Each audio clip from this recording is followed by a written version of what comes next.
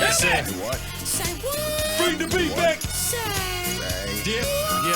What? Play it again. It may be Anzac Day, public holiday, but this does not stop because we need to unpack some Bible verses. Joining us this morning is Dale Campbell. Good morning, Dale. Morena, how are you guys? Yeah, we're great. We're great, but don't judge us just yet. No, we'll Let's get to get that through later. this. We'll get to that later. Before we get to that, can we talk Come on. about your item of clothing you are wearing right stop. now? You mean my Royals t-shirt? I don't Yeah, know I what like that's that. about. What's Kansas that? City Royals. Oh, what sport do they Sport play? in Missouri. Baseball. Oh, I don't know, man. on. I don't follow I want to baseball. talk about your grandmother's. Cardigan This that is you're a wearing. cheap imitation, like from a dodgy website kind of knockoff. Because one of my favorite movies, which I can't really endorse because there's lots of swearing in it.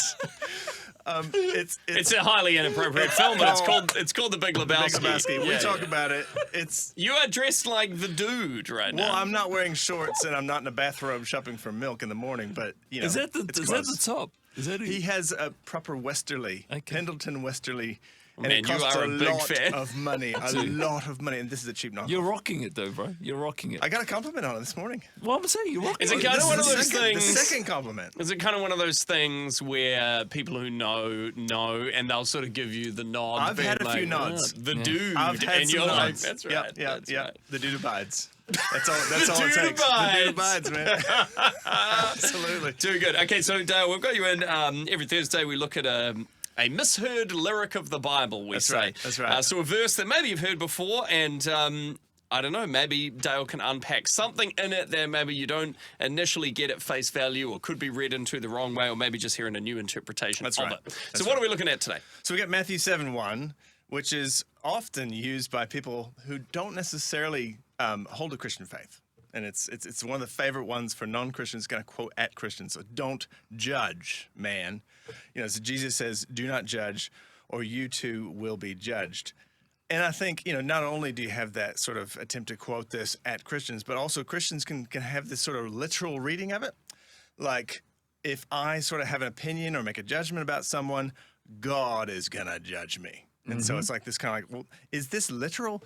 And unfortunately, I think that like the literal reading kind of sometimes hides the spiritual vitality, the spiritual Shazam of a verse like this, because there's some really profound teaching happening in this context. Because the other way you could look at it too, when it says, do not judge or you too will be judged. And it says, for in the same way you judge others, you will be judged with That's the same right. measure you That's used, it'll be used against you. So if you say, well, if I just am completely non-judgy, tolerant, and have no opinion on anything, You can't judge me. I'll get away with whatever That's I it. want to. Exactly. So good call. There's a number of ways that we can kind of get off track. But I think it's, you know, Jesus knows that he's not denying that we will make judgments in life. You know, he knows that we all make judgments. It is human and fine to make basic, normal judgments. Like, I think I chose a pretty good wife. You guys know my wife. Yeah, she's cool. I very cool. judged her character. She, on the other hand, could Right. have. I mean, we won't go there. She made a bad, but like I judged her character, you know, in a way that wasn't judgmental. Yep. But it was just like I'm making a judgment. That's not the point here. You know, later on in chapter 7, he's going to say this is how you can know a false prophet from a true prophet. So he's not against making distinctions, having opinions. He's talking about the kind of judgmentalism that gets us stuck. Yep. And where things escalate. You know, we have criticism.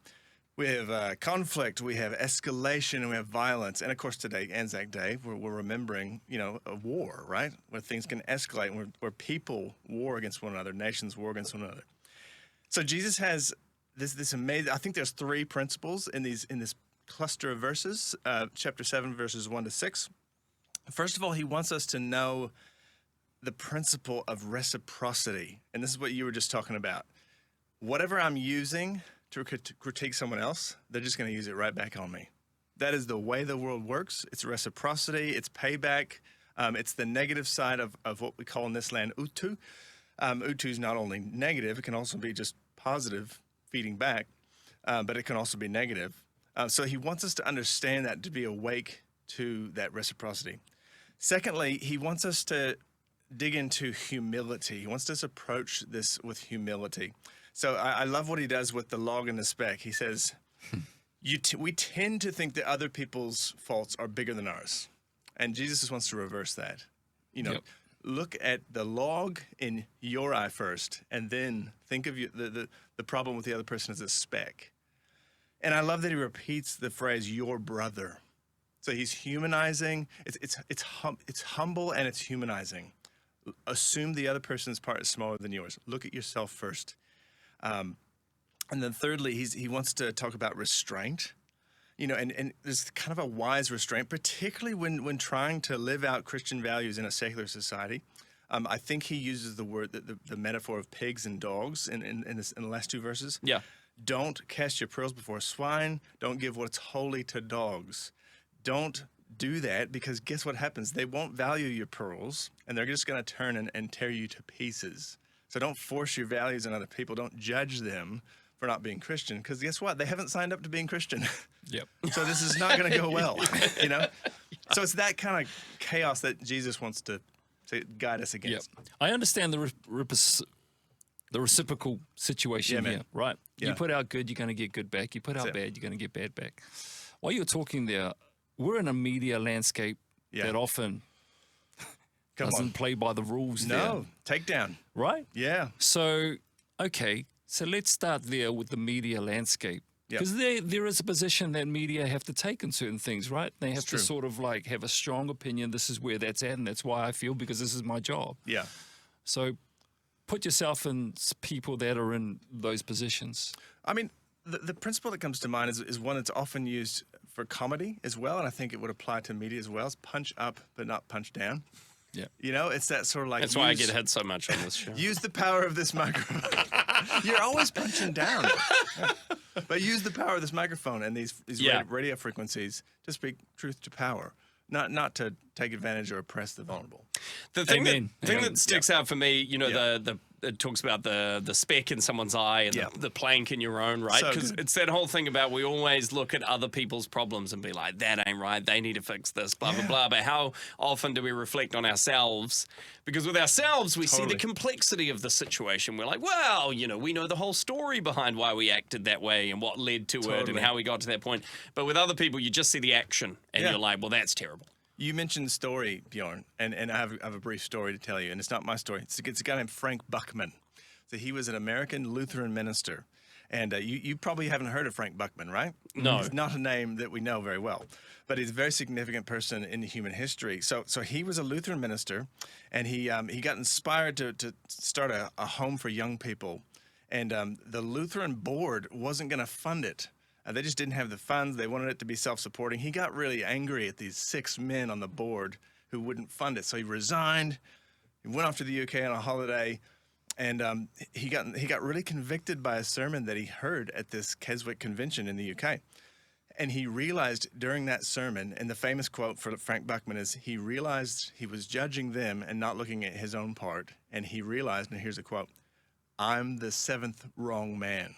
So he found the only way that he could transform that situation was to look at himself. Frank Buckman went on to found the first century Christian fellowship, which became renamed as the Oxford Group. Have you heard of the Oxford Group? Have you heard of Alcoholics Anonymous? Yes. Oh, The wow. Alcoholics Wow. Anonymous founded their principles on the 6 principles of the Oxford Group.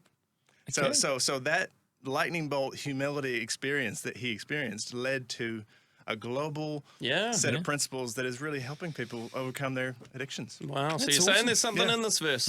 Oh, and it goes back to Jesus. Yeah. This is the only power we've got to change myself. It's so easy to just point the finger.